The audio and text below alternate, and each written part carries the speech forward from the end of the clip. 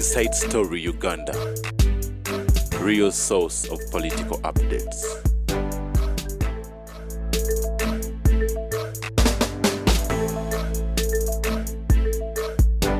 Amachago lunaku olwaleero omwana nga mwamulaza omukwano ogw'ekimmemmette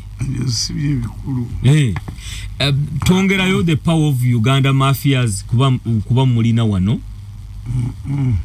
ekikulu kyekiriwa ekikulu kiri kimu nti mmwe mulaba nsanja bavu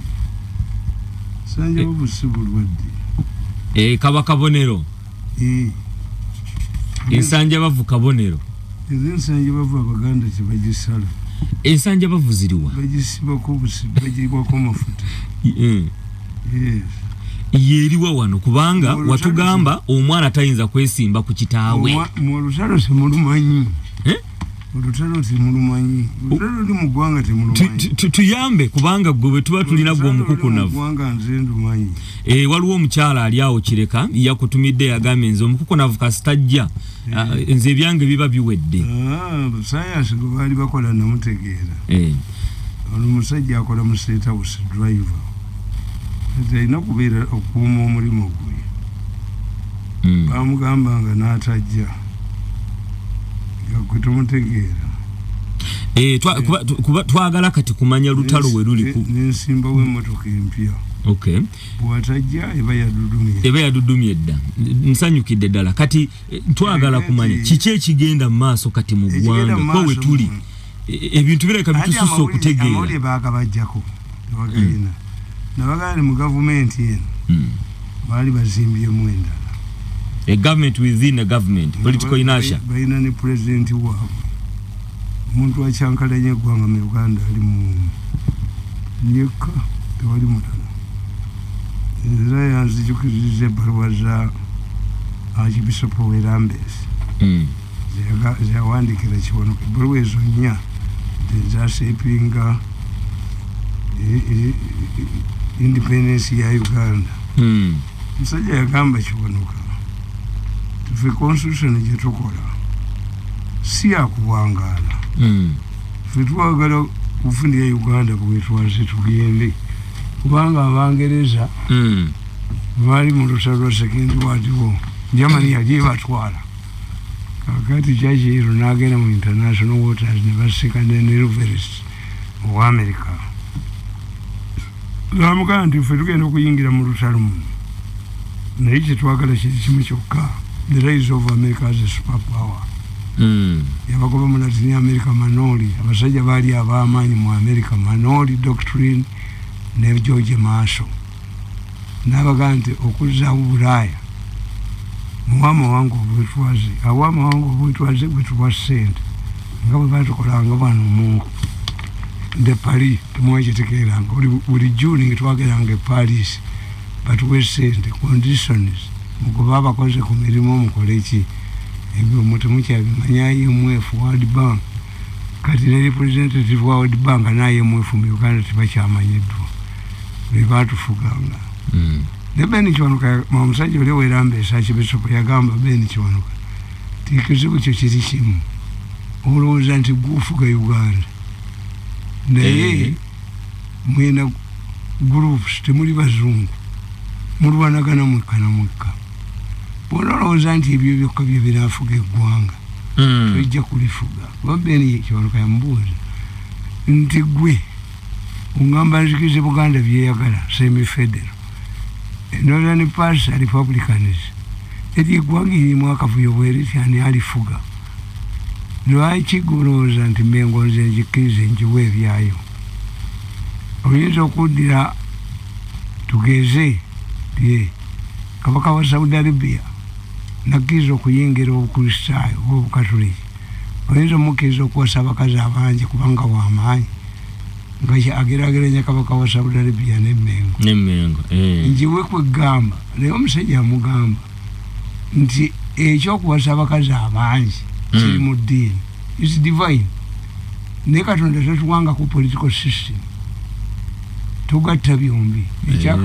ekyakatonda n'ekibyobufuzi okutuka okubaza abakazi abangi nze naawe ndi naawe we are Christians ne politics tukolawo embeera ereeta emirembe mu ggwanga ekyanabagamba nti statesman alinga Museveni agatta bibiri statesman and revolutionary. Statesman akolera ku harmony babagala ebyabo dialogue tubakuba ng'oboti jamu ebikyamu bazina amazina gaabwe babyennyimbe babeere n'ekintu kyabwe emmengo kikuliiridde ki. That's a statesman looks for harmony. Museveni bwabakubira he looks for harmony. A statesman revolutionary kukyusa nsi kukijjano giteekawa politician yebesi yene Bobi Wine bo banoonya kalubalimba.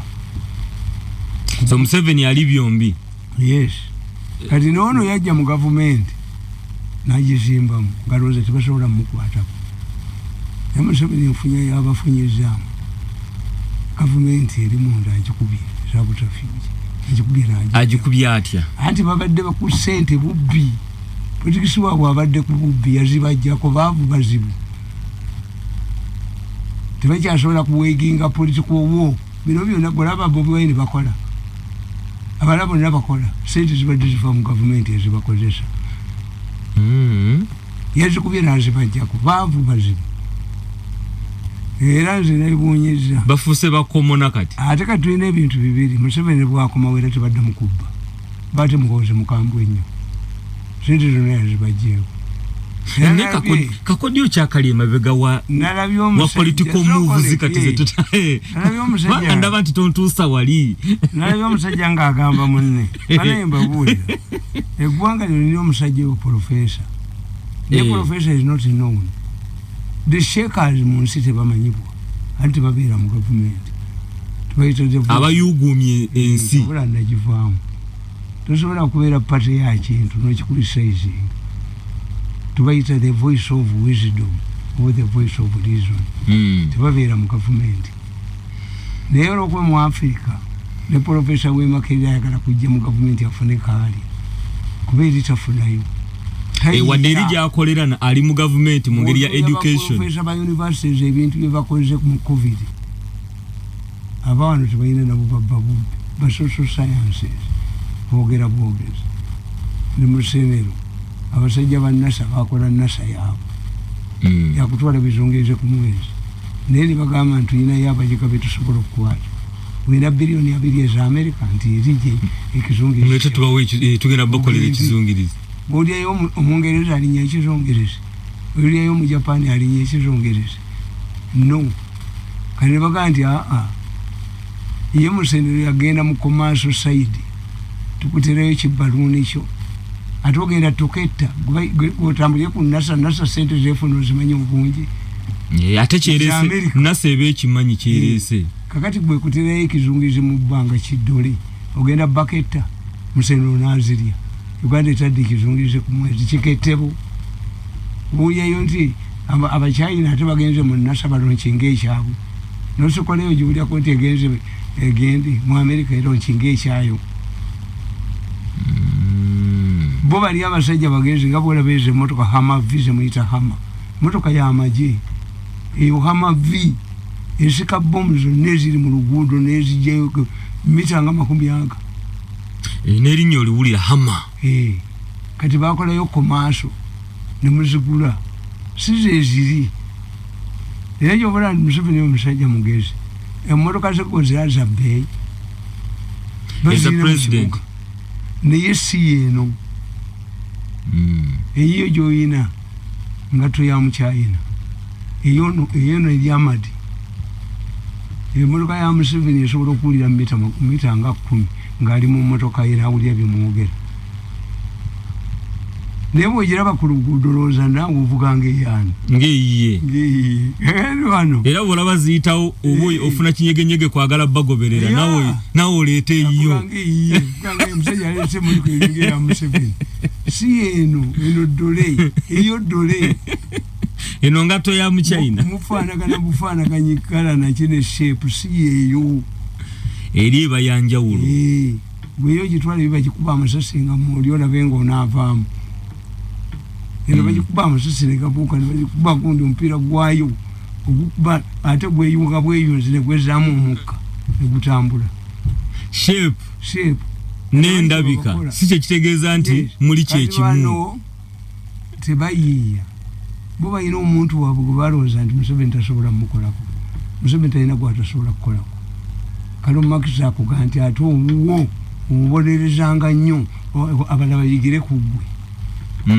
omukazi yayononanga ebintu ngaaga nti omwana yabyonoonye omusajja n'akakatula omwana emiggo omukazi yadda mu kwonoona bwe yalegera n'omwana amukuba akati strategy eriwo tulina ebintu ebi what you are not seeing nti bino byonna bye bakola kuporovokinga banoonye ntubbato nti tuleete kalusu tugule eddagala kuba minisita waffe tagaana nti kalusu taliiyo nesente simu muzikuwatako kalusu olowooza gyali ye abagamba kabeereyo naye bituuka ku nsimbi sijja zibawo minisita wammwe nze mbalaba eyavudde wa Muhoozi ku Mukolo yagenze n'alipooti n'ekiro ky'olwaliro mbalabye ngera omusajja yomu yalimu eyabadde wa Muhoozi ng'ate atudde mu meeting yemu bwe yavudde eri n'asala era yagambye nti naye akasajja kano tugenda kakolaki kababanja sente mmeka nze nzikasasule uga nti oyo ne bw'omuweezi fanazitya fe yatukyawa omusajja atunyize tuzina yadde 10 bizinesi zaffe zonna zikubya zimazeewo tuzina tujja yadde 10 n'ekimu bwekiti omukolo wagulabidde waka naye nenvaawo kubanga oleka ewayanguye waliwo abazeewo nga mbamanyi beeri era nze babadde bantu kuba totera kuba ku mikolo newunyiza wala nnyo omuntu mulala yeyanzijeeyo ng'ate batebasobola kunyanjula bantu dimandi y'abantu nembategeera ndi muno mulimu enseekeezi muno kuba nze mbambalaba ebyuma byababula bwe biri ate ne gavumenti etabinoonya ekyo obulamu bakubira obutambi nembategeeza kati oyo ngenda mukuba yavudde eri n'asala eddiiro nadde mugenda muwulyanga ayogera miitingi zonna nziraba nzirikodinga ate balina kyakunkola babampa security omanyi Museveni akolera ekintu n'otakirabirawo okuva mu State House nali ngenda kufa bampa obuto 5 times ne bagula abatemu banzite nga mbalaba se yagula abatemu banzite tebatuuka n'ewaka ngaye tamanyi mbamanyi mbamuli otyalinga kuba Mwenda yasooka n'abaga nti aguma jiini ne bafuuza Mwenda gw'obiyina ebyuma nendaba omusajja omulanga agoba munne have you come with your machines ate bagagwozirina omusajja najja nga gwe buli kimu olaba kirabe mu lujjalo n'agamba Mirundi you are terrorizing us with those machines. The machines we given to you by Museveni, but I'm all son and I'm man. Adimurujal. You bagged my house. Come on, did bag it in the boom, baby Jim, baby Macago, Naliko, water, Naliko. Into a follow up plumbing in Mumbai. Magana yono musajja tulabani mu nyumba za fenga tusinda omukwano ne bakazi era mbalaba mukukuna vuleka nawe ebyuma byo biraba n'abali mukwano mbalaba tewali kyabakolano kyesimanyi ati bino nabatagala butagazi waliwo ekiseera lwokkiriza nti omuntu ansinziza amaanyi abagaa nti bwoba oyagala bakkubire mu nyumba ng'oli mubbi teweetika TV ojjamu mpale na saati ti omukazi yeyandeese nze ndi mwezi omwezi tebamukuba naye okwatika TV buli omu bamubbako abakazi basooka nga nammwe abasajja amaanyi gabawedde mugende mubakojja kimbo wamukoleki ate abasajja abakazi abo baleeta abasajja omubbi awona omwezi tawona oyo omu bamubbako omwezi abeera ne sympathy naye omubbi atakikola nga kasooka amukuba amayinja basajja bakulu be basooka okuvaawo kakati bano situation etuuka nekunyiga naye waliwo omuntu ekyeteeka mu bwongo nti alina okufuga eggwanga lino lya mpaka era singa tabadde Muhoozi na Museveni nange abadde ajja kubatawanya wali baddewo mothers nga bwe nabaga nti Uganda's Museveni succession naye Museveni akubala ti ekikuwaga kiki sente kanzi kujjeko kale kisooka sente bazibajjeeko naye ekyokufuga eggwanga kikyabalemedde mu bapapala ne bayiyeya kino babadde sente bazibbira mu Prime Minister's office okuva Nabbanja lwe yajja olabayo disaster bafunamu awuyama ne Nabbanja yasikira y'amabaati eyo kali kyasimanyi kaluswani simanyi biki nga mubafunira sente n'eddagala babeera nalyo. So that's the situation. Museveni abakubye n'abamalawo ne Muhoozi n'abakuba yejja obubbi mu gavumenti si Betty Kamya waabwe buli wamu bateekangawo owaabwe.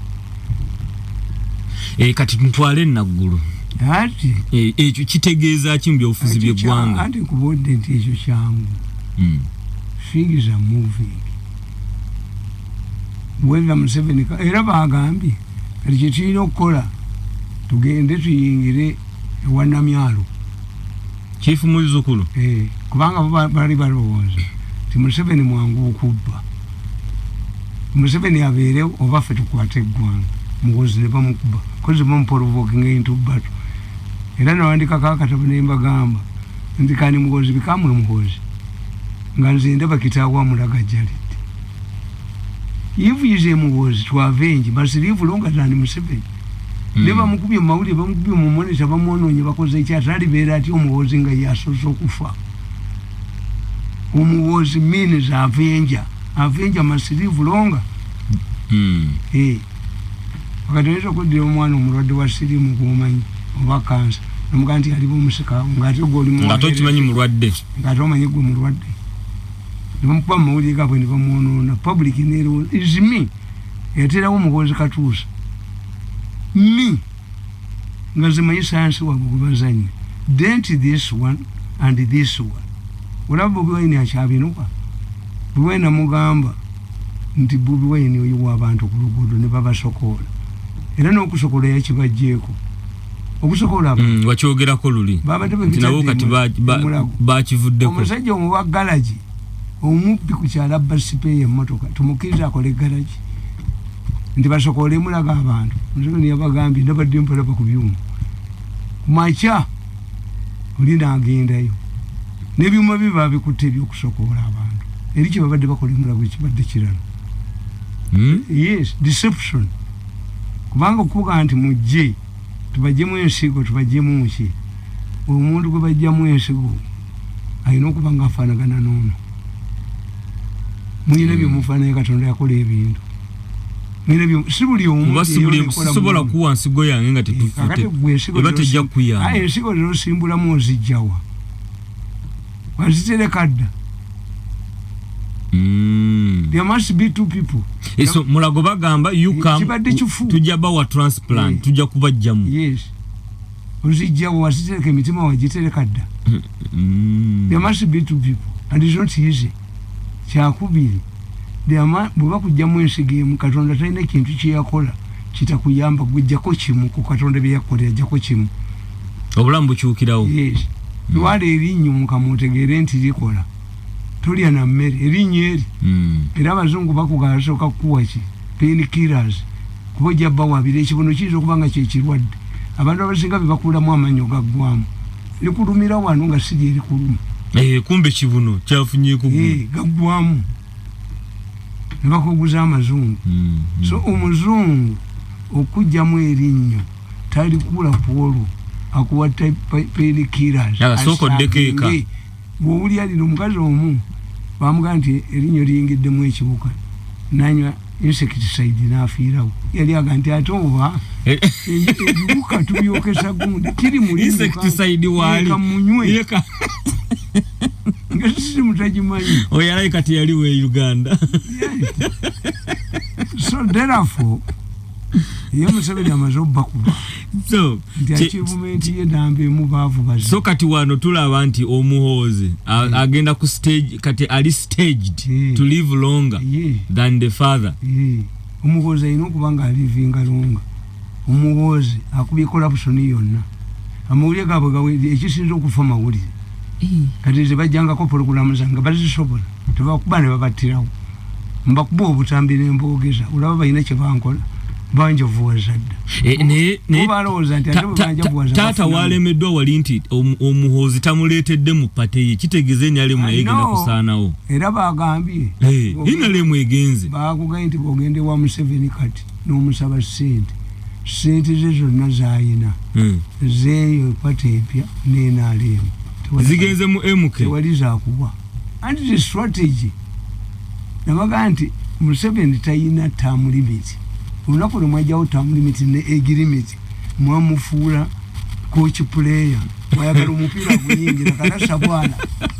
Ayingira ng'omupira nga coach. Wayagala akola ki? Ayingira. Kastala banga aliwa akubye pass obubi. Kanyingire oze namyalo. Aliya sente ntono. Boleta task force emubba. Era yinza obutadda. Task force abadde babasenzi billions. Tubaje kudamu zibba. Muhoozi lwava a big role. Mwabatazoyinza musanga chief campaigner wa kitaawo.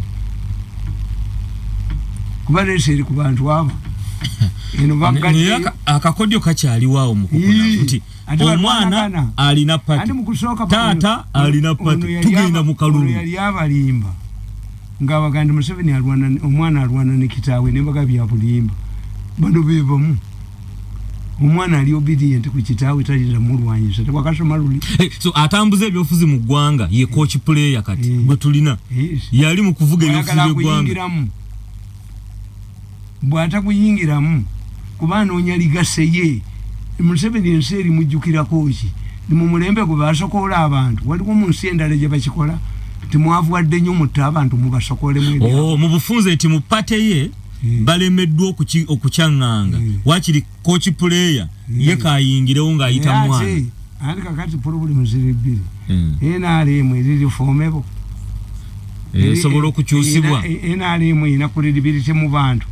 Kuba ono yagiyingiramu nasonsekamu ababe. Kakati nabagamba nti piraawo nebamukuleetera. Nebamukugamba nti ennyama oba omuceere mwe muli obutwa. Ogandi kandi sikinge ku nnyama. Oyuwe muyuwe. Eno yimbayizo jiwa. Wetuliawo. Kubanga ono yagisonsekamu abantu be. Bonna babadde bayina ekikwate kimu. Bidandisali kufuna ba kaawo bonna mu ggwanga mu local government. Mbabazi kuyingira munda pretend to be royal nengo omulira mu nga kigenge. Sawandika akatabo ti invisible hand. Gavumenti ya Museveni mulimu omukono ogwewuuba. N'amusalira amagezi. Nakwata mukazi we n'amutwala mu Prime Minister's office. Kalamujje. Nga Sibambi yaliwo. Sibambi n'amulitayalinga n'aleeta Mbabazi n'amutestinga. How will you treat my wife and members of my family if I give you power? Mbabazi ekigezo n'akigwa. Nabagandi Museveni wrote a letter to Mbabazi. Stop harassing my wife. Nga president ya muwandikire baluwa. Kakati ate gwe retired president alonda musikana akuma family ye. Gwe nkutezi. Nabanga abaana bwe mbakola. Omulenzi mwana omulenzi. Mugandi wayi. Mama wo weginde mulwadde ali mulwago. Nenda batime gyatwala. Ogende watali nnyina. Ne muteka ne ku nnyina. Mama munonyeza mbuzi. Mama o uwe. Ono atali uwe. Omubuuza wagenzeeyo. Wangambye ali mu ddwaliro ki? Oyo kiba kigenze.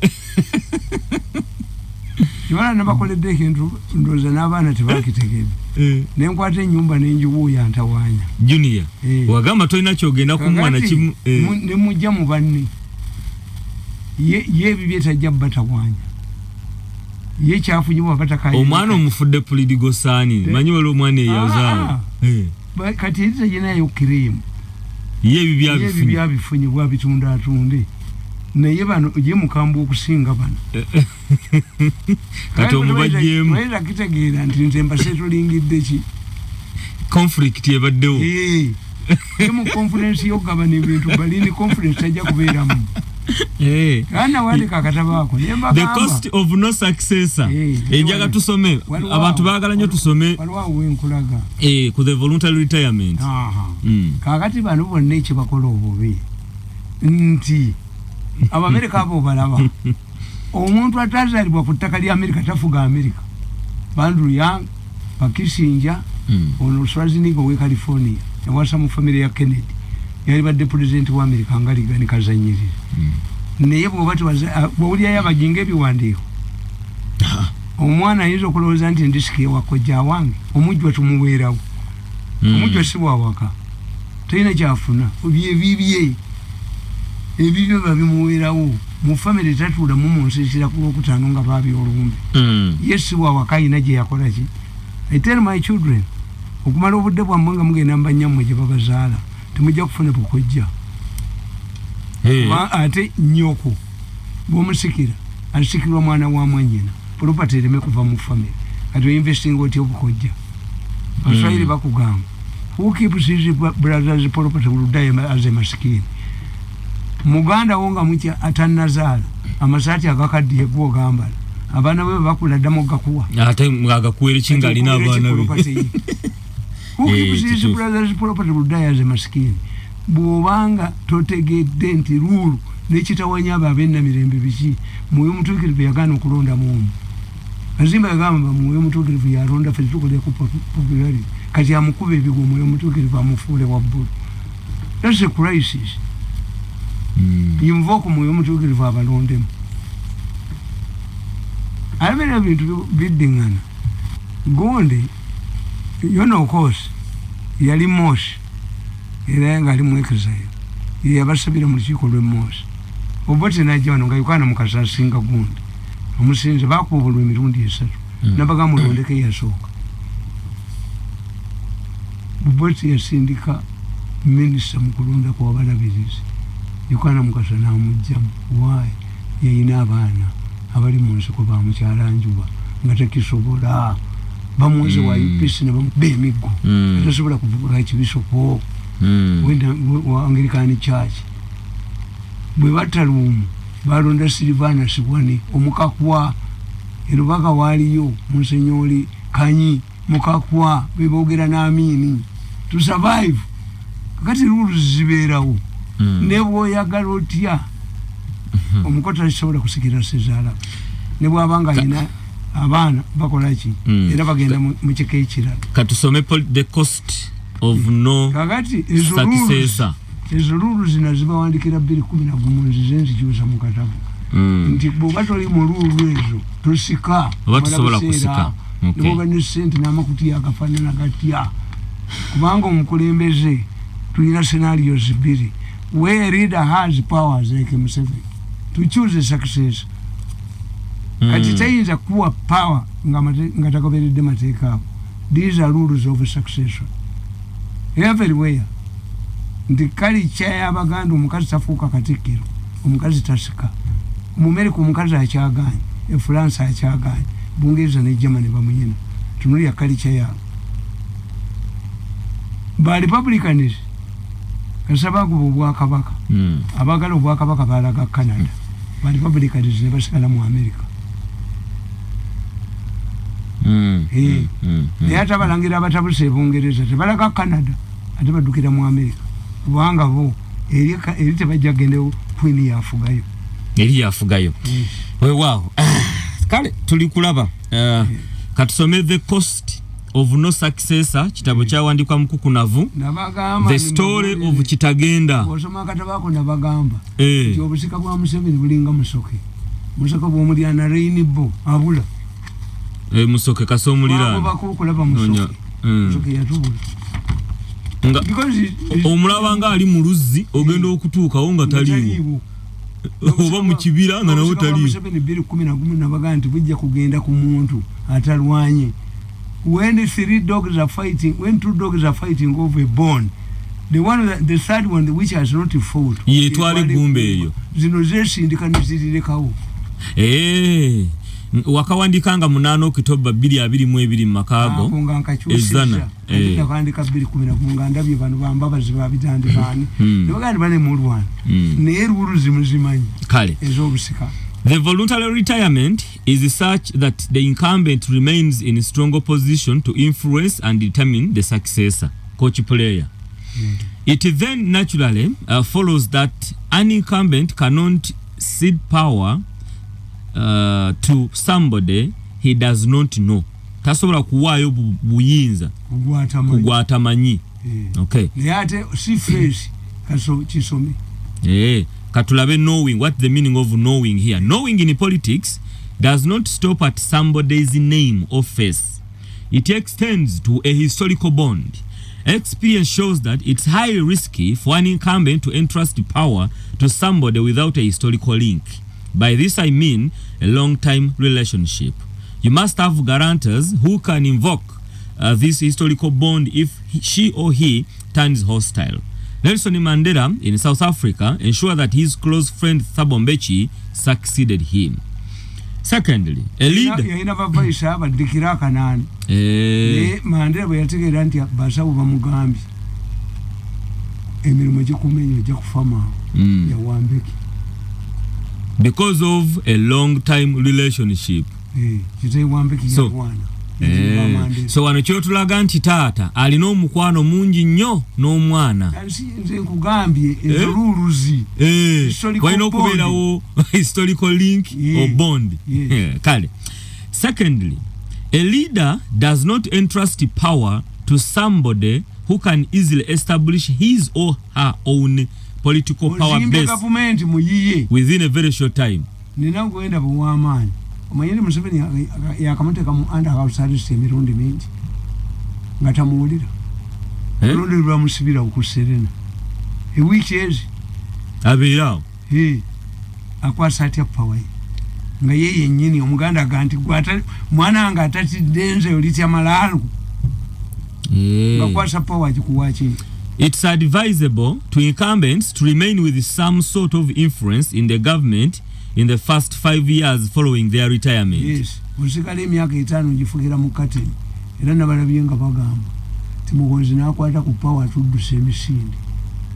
This is what happened. So Mukukunavu abaganda bategeera obusika bali bwe bati abaganda bategeera obusika kabaka bamulondera mu lukiiko lwa Buganda baleeta abalangira bonna amanya gaabwe kabaka balonda mulonde era eddame lya Muteesa likugamba omwana nga Mutebi mukoneddemu naye bwe mbanga temumuwadde olukiiko lwa Buganda nga terumuwadde mugenda nga bwakimera ate abakimera be bamulwanyisa saabamawanda gwe yagaana kabaka azaalibwa kabaka ate balonda waki abazungu mundaka ne olwendo nti omuzungu akuga nti mubuto lw'omuntu lw'omukazi mukulyamu ensuwa mukulyamu engoma omuzungu omumisa ng'abuuza abamisa ni bagamba kabaka wa Buganda alondebwa mu lukiiko lwa Buganda balonda baleeta amanya g'abalangira abava mu lulinyiriro Ssekabaka Muteesa olubererere kyobola nti oyo omukazi gwe babulamu ekizimbe mukanzirwaza yakola kino yatta abalangira 24 nga abasanjala mu kinnya nosigalawo abalangira 2 n'okumboko ne Muteesa olubererere n'enumbo yali amukutta amusudde mu kinnya Muteesa namugana n'azanya naawe n'azanya na nnyabo akati bw'omusuulamu nga nange neesuulamu nebasigala waaba 2. Yes, abazungu ne bagamba nti amanya gaabwe gatwalibwa mu lukiiko lwa Buganda awangudde banne basibe abaganda bagezi towulira gwe bayita Kasujja olubinga okubinga omanyi kyekitegeeza okubinga kuddusa misinde ono awangudde banne babasibira bwa Kasujja olubinga nga basibe abaddusa yabasobola mu Buganda atambula n'ekide olagawa ng'owakagundi w'ebigenge ayiko nti ataka yowa brother Saabalangira tava mu gundi mu layini ya kabaka eri obwami ave ku kiwayi kituleko mujaguzo zivuge baganda safeguard be bayina best kati newa na bano bakugamba Muhoozi bwakwata power tudduka bwe bagambi ngamba laba Muhoozi abudukira ki lwaki mudduka ne bagamba tuteekowo olukiiko lunaamufuga kale nenga sali bagamba nti ho omuntu nga tanakwata ku power kati mweto waze bwati ati kwe kubinga ikasujuru binga yenyini haine kumera lyabalangira okubinga mubasoka kitegeeza kudduka okugolola kutambula. President Museveni ali ku 5 years of following retirement oba ngubuli anti goloza yetategeera nti aja kulitayalinga. Okay, tanaba kulitayalinga naye ajja. Two options. One, nti akyasuubiza ebijja futuristic. Ndi walabe konga zimbe kya wabataka. Abataka mulangira kale mabira nga bewana. Abantu anti political power base sufutinze balageri jeraze balinga mazi. Museveni singe myaka jeje muweddeko kyobula uhuru yakola ensobi yalirese Ruto bagambye waliwo abalinanye Muhoozi abakabye nnyo. Bwena ne gwe yatuma bogwe bayita omuyaye mbu yamutuma ne Kenya nasisinkana Ruto. Omanyi Ruto yaleta ebintu bye wano n'abiteeka mu Uganda ng'amanyi nti uhuru ajja bibba kati obubbi bwammwe era nabaga nti Ruto ajja bwefuukira nga Kagame kubanga baleetedde ebintu byano abatesting ategeere alabo emitima gyammwe giri gitya mukolaganikana mmwe soli wammwe yamugoba ebintu bye bagobya Amerika yabiganye ewuwe biri mu kalusu kuba ebyomu byonna bifu ate Kenya etunda wane ebya bya standard. So Sabombe Chibwajja yatula ebintu biri identity and legacy. A person who can easily establish a political power base gets new friends and is easily hijacked by political opportunities of his new base. Muhoozi nakwata power atubinga naye mwe gwanga mwe mulifuga muyina veto lwaki ababinga mubbye muli babbi mukoze criminality ngumulooza nti wamwe yajja okufuga eggwanga bateekawo ekibiina fellowship nga sikyabulokole nga kyekifuga eggwanga mulimu abantu 10 be bankuba nakakubako 98 ababiri be bansigaddeko. However, even turncoats or weak leaders are dangerous. Yes. They become an easy target to political manipulation by their opponents and they try to prove that they are not dependent on a retired president. A retiring president should never underestimate his successor's political abilities. People change, they are not static. As I pointed out earlier, there is no person who can accurately predict another's mind. Tiwali chuma kyonna kikebera mutima gwo kiri mutima gwange tosobola kukimanya. Ono omukazi yatabba singa oyo magambo teyaliyo katanga yetwala ne ku katanda ne bamutwala ne yekweka mu ddwaliro tyali shocked. Ola singa yali rulinga magambo tanajjo yali baddaawonye yagenda ne mu poti ku katanda lujira yafiiriddeyo yali azanya kubanga mayindi tosobola jimanya bawe yali amanyi nti asobola mutta nze mbaga nti oyinza okubeera ku mbagayo nga Katonda akulaga lumbeero nga ku mwembi omuno omukazi oba omusajja kuli kasa okutta munne Katonda tekikulaga teriyo ekyuma kiraga. Ekyo kituufu. In Zambia, Frederick Chiluba underestimated Levi Patrick Manawasa. He was deceived by medical doctors that Manawasa wouldn't complete his first term as president. Manawasa was a victim of a fatal accident. Yamutega akabenje. Amutte nawoni. Abasawo ne bamugamba nti myaka eki Manawasa mufu. N'abalante kamuwe kozi atamufunya sente. Amufunya sente zake ez'omujjanjaba. Yali wakufanga lawyer takyakola. Omuwadde obwa president. Ne Cameroon bwe kyali. Ono yali vice president wa munne nagula dokita omuzungu omufaransa namugamba nti omutima gugu ogenda kufa mangu ayijo olwava mu power n'alekera bia vice we ne bamubulira nti omufaransa yakulimbye oli mulamu katebule n'akomawo namukuba mukomera yafiira mukomera.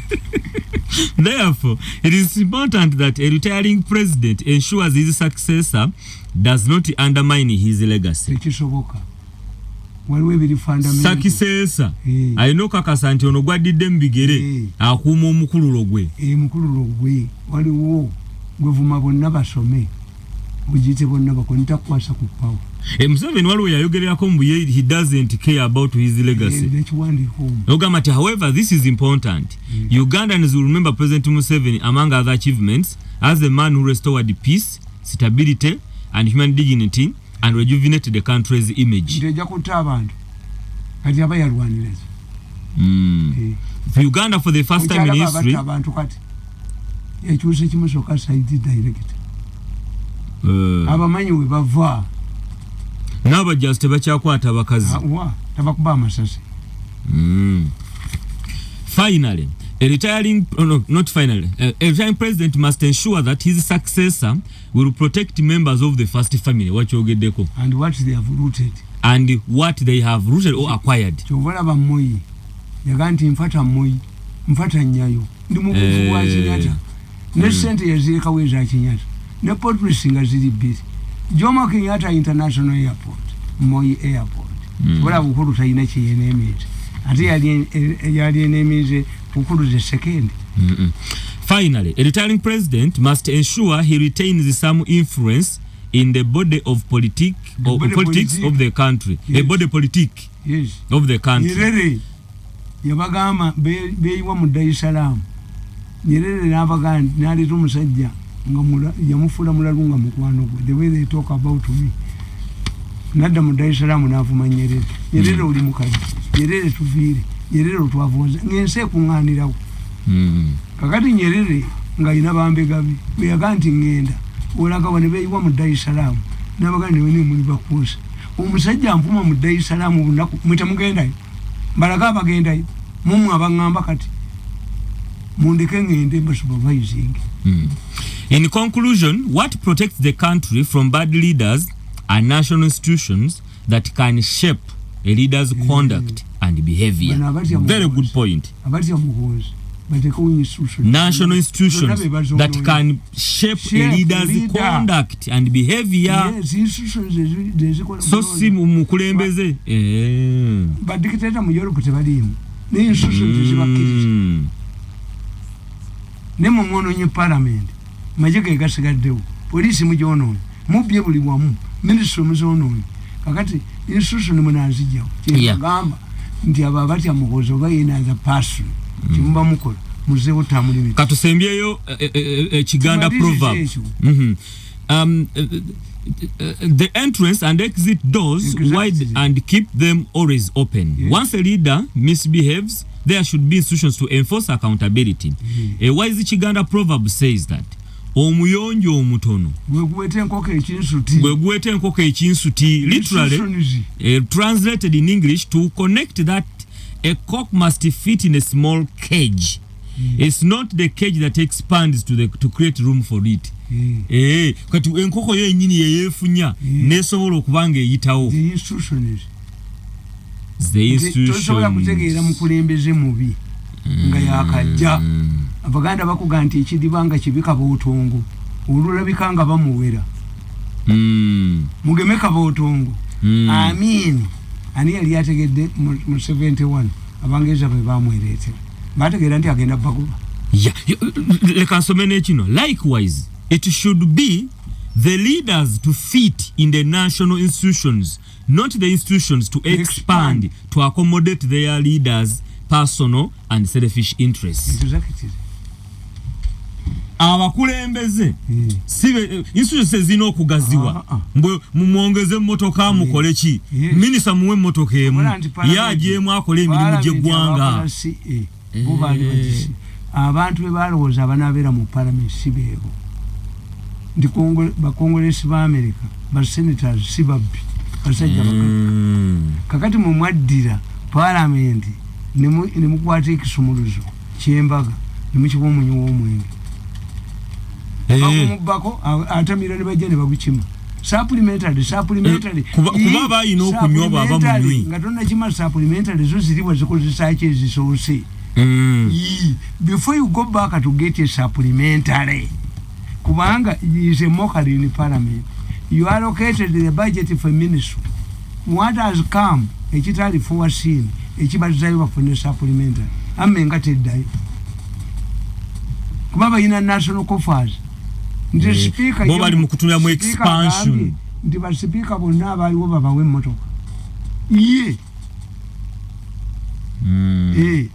why bayina powers to go to the national good adamala nabewunyiza abasajja sembya yako tuve wano abakulu bano bawereze tubayingide mu bagende bukedeya ne balonda n'omuntu waabwe isi eira mama atali first lady mama oba one of the in-laws Ekyagobe yangenda kaddira mu nkabakubira Ekyagobe kakati ate bagambye Museveni government yajonoonye tunuulira speaker yava mu FDC deputy speaker mwefu oyo no bamugerako tugenda mukuba kyovola babe bali ku routingira Muhoozi speaker bamugambe Ekyagobe deputy ntibagenda mukuba teyagenze ku mukolo kwa Muhoozi otafiri nabaga nti wange temuli nyone bakuba kumulirana nenga ani aliyo speaker ne utafiri basyalinga constituency emu ekitegeeza olumbo lunali otafiri tugenda kuva wali baba bali bamuliddeko ate yali waabo utafiri yali waabo nagenda ne muga nti otafiri bagenda kukuba nawuliriza akatambi nanga nti ono muntu ayogeranga akutenye otafiri dismiss my recordings ne muga gwe bakutadeke billion years omita mafia kuku ayinoku ne mubwezi bamugaye bagenda mukuba ne musanga kugofukira nimuga gwe bagenda kukuba ebyalo mwine egombola mwenda Museveni tasobola kuwangulamu ne batwala kamiliyoni ne muga nti kamiliyoni bamutute kuza kudwinke Museveni tayinayo kalo anti era kamiliyoni ne mugamba ota bondi mubwezi tebakukiza no kuyingirayo nga tufunye clearance eyakuyise yakuyitayo nimuga wagudde dda nti nkole nti genda ngayindi I cannot leave my party katulabe NRM ne Patriotic League of Uganda bwe bagenda okutwala eggwanga lino maaso Pirawu atende sirikaba ne NRM kati wetuli yange embiraba nabaga nti abasajja bano babasalidde amagezi badayuliisinze first grade naye nga ow'obuneera ye yakoze eki kati gwe mbulyayo amasomero agatuto ow'omwenda ow'omunaana ow'emmeka era bano abayina obuna be bamazeewo ki bwe tuula ne first grade yo nga bukedde akuba omwana wakusasira yitidde waggulu 14 ngattente ngattaki because you are not knowledgeable mukuna tujja kweyongeza katuve wano diguli mulimu pass diguli abatugoberera katukome wana machago nako olwaleero zinafuna pa second diguli first class na jimisinga by 3 points nego olaba diguli zonna kuona zimu tente ne mukola yo diguli ki yo tirente kale